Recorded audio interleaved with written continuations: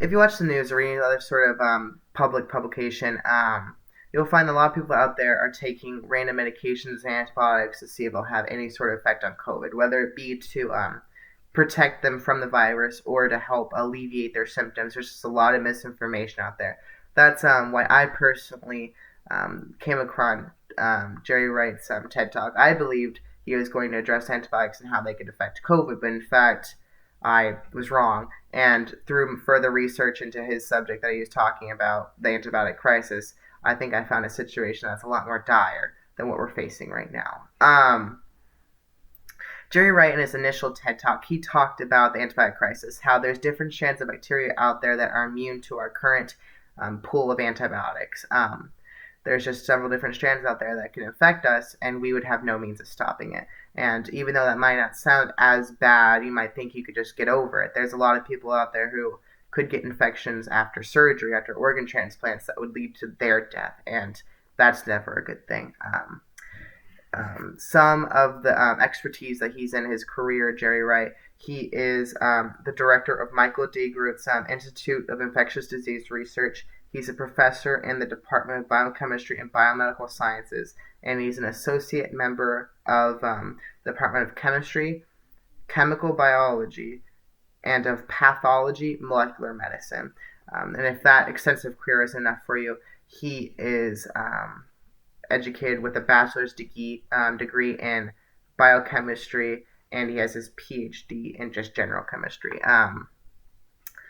At 1:30 in his TED Talk, he basically had described how basically a lack of funding had applied to the current issue with antibiotic crisis. Basically, as different types of medications become more profitable to produce, whether it be because of a lack of regulations or just being able to be sold in bulk. Unlike antibiotics, they can't be sold in bulk, and there's a lot of regulations on them. It just led to a lot of investors pulling out because there's not much money to be made with antibiotics, and because of that lack of funding, it led to a lot of just disinterest in the field in general, and have led to like a standstill of antibiotic research. Another professional, Lee Ventola, on her article hosted by the Library of Medicine, the U.S. Library of Medicine, she basically said the same sentence, right? This is a direct quote. She says, "There is very little appeal. The reality of low cost of antibiotics priced at $1,000, $3,000 per course compared with general chemotherapy, other types of long-term medication that costs tens of thousands of dollars. The availability, ease of use, and general low cost of antibiotics has led to low value among both payers and the public."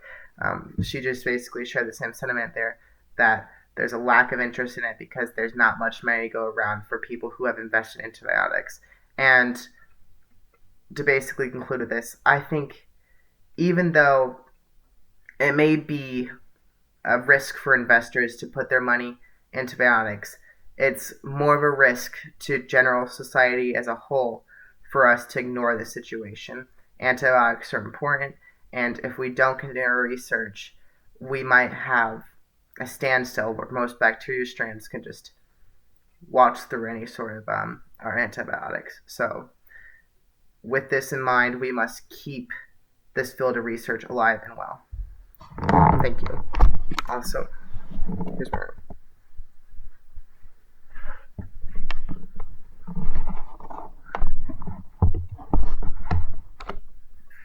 And my note card. Thank you.